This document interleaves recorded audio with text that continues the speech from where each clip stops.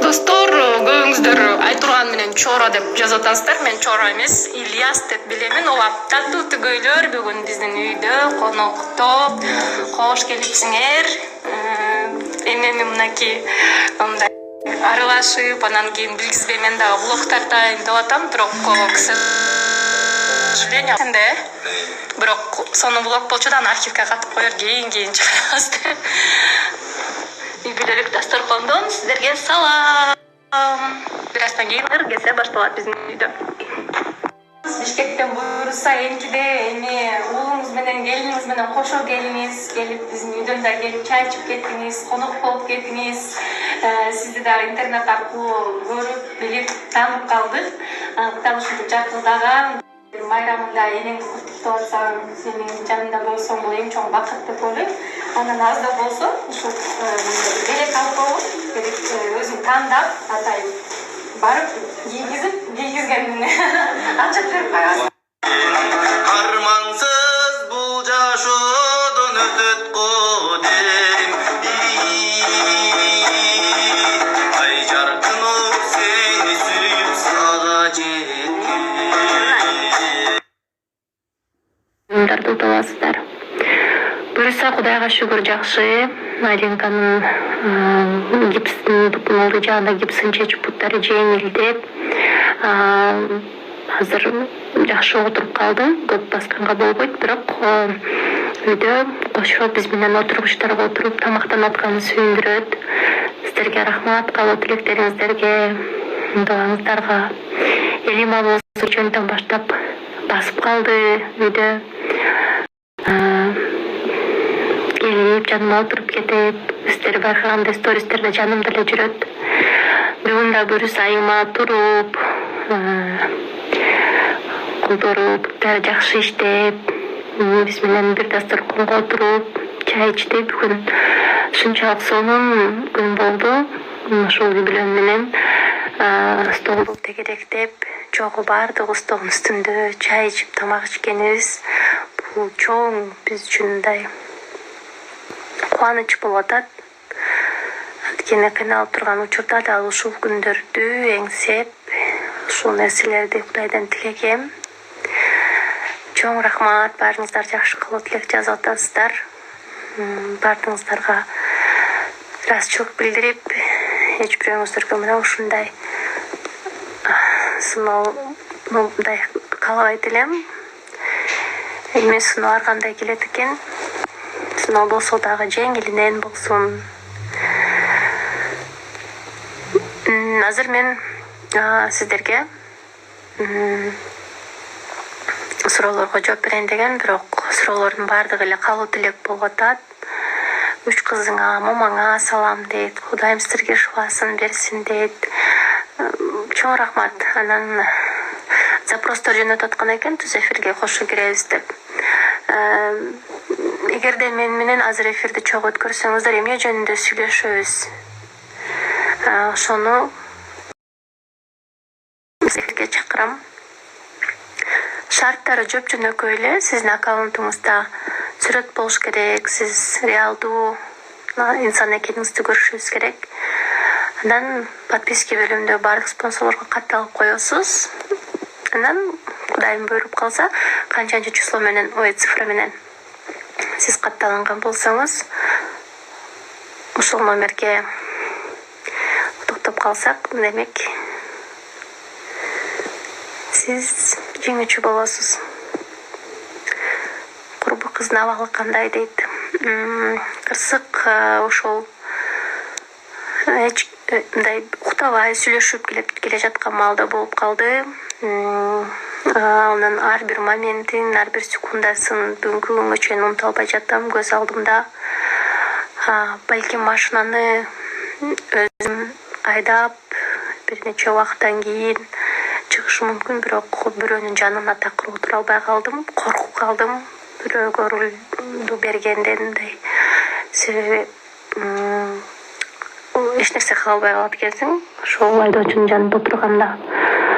Кандай ушундай чоң унаа капталы менен тайып, айланып, бир өзүнчө аттракцион болуп кетти. Анан мен тарапка ошол сүзүлдү. Жанымдагы курбум Кудайга шүгүр бизди унадан чыгарып, ошо жаныбызда жүрүп, күнү түнү ооруканада карап, көбүнчө эми ошол менин курбумда баягы рулду башкарган инсанда жоопкерчилик көп болот экен. Бүгүнкү күнгө чейин иш ошо милицияда турат. Канча бир мөөнөт убакыт өткөндөн кийин биз дагы мына 1,5 айдан кийин рентгенге түшөбүз. Бардыгы жакшы дегенден кийин гана мен дооматым жок деп жазып берет экен. Эми албетте мен эч кандай курбумду рулда отурган курбумду күнөөлөбөйм. Эч кандай бул жөн гана кырсык болуп кетти, сүйлөшүп келе жатып.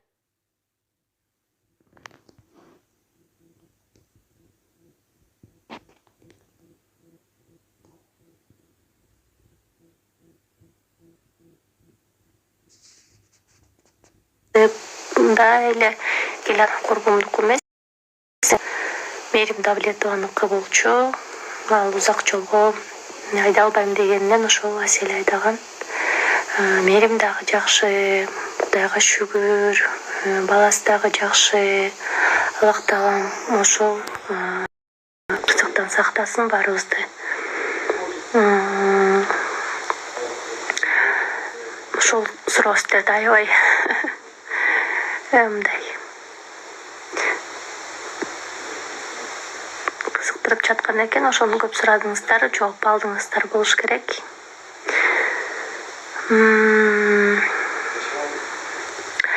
Ал деген көз тийди дейт сиздерге, дейт. Эми бизде ошондой сөз бар. Көз тийди, ооба деп. Бирок билесиздерби, ошол 4-шаардык ооруканада жатканда биз менен катарлаш өтө кыйын абалда келип аткан инсандар болуп атты. Ооруканада күйүк менен жаткан, өтө чоң операциядан чыккан, айторго өтө көп кырсыктан түшкөн адамдар бар экен. Мен алар баарына көз тийди деп айта албайм. Ошондуктан бул кырсык болду, бул сыноо болду. Аман калганыбызга шүгүр. Чоң рахмат.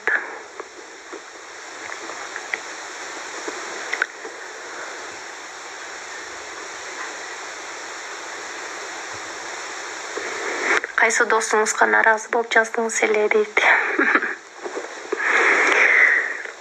Нааразы эмесмин болгону.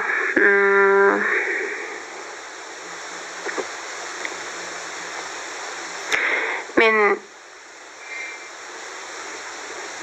чыныгы өзүмдүн жакын курбу досторум үчүн баарына даярмын да. Мен да ошондой болуш керек деп ойлоп жүрө бериптирмин, бирок канча жыл дос болбойлук. Ошол баардык өзүмдүн курбуларым менен тааныштырып, баардыгына анын мүнөзү жакпаса дагы убакыт менен жанымда алып жүрүп, тааныштырып, баардыгына курбу кылгам учурунда. Азыр баардыгы менен дос, мындайча айтканда, менден да жакын, балким дос болуп кеткен. Алардын баардыгы эмне үчүн жакын? Себеби сый. Курбу менен да сый болуш керек экен, көрсө.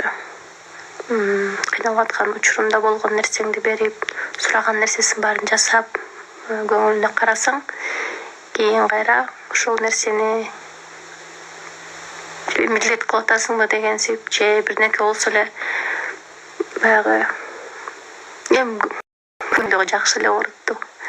Ошондуктан мен баардык агаларым жүрөгү таза, тарбиялуу, жоопкерчиликтүү инсандар болсун. Бир жакшы жаңы сөз окуп калдым. Досуң мындай болсо, демек ал мындай болсо, демек ал тигиндей дегендейчи. Бирок ушундай күндөрдө кимде ким экени билинет экен. Так.